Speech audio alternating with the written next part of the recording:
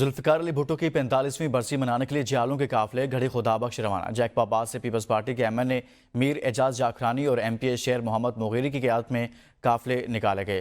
500 سے زائد گاڑیوں کے قافلے گھڑی خدابخش روانہ ہوئے۔ جیالے ذوالفقار علی بھٹو کی 45ویں برسی منانے کے لیے روانہ ہو گئے ہیں۔ اس حوالے سے آپ کو آگاہ کر رہے ہیں کہ جیالوں کے قافلے جیکب آباد سے روانہ ہوئے ہیں۔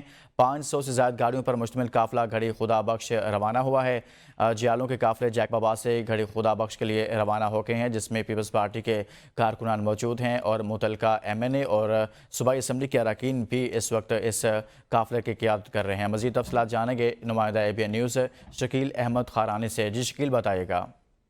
جی بالکل، ملک کے عظیم لیڈر شہید ذوالفقار علی بھٹو کا 45 ورثی گڑھی خدابخش بھٹو میں، جہاں پر ملک بھر کے طرح ضلع جیکب آباد سے پیپلز پارٹی کے کارکنان کا قافلہ گڑھی خدابخش کی طرف روانہ ہو چکا ہے۔ قافلے کی قیادت ضلع جیکب آباد کے ایم این اے میر اعجاز حسین جاکھرانی کی قیادت میں اور پی ایس 1 کے ایم پی اے حاجی شیر محمد مغیری کی قیادت میں وین گاڑیاں، کار گاڑیاں اور دیگر گاڑیوں پر 500 سے زیادہ گاڑیوں پر قافلہ گڑھی خدابخش کی طرف کارکنوں کا روانہ ہو چکا ہے۔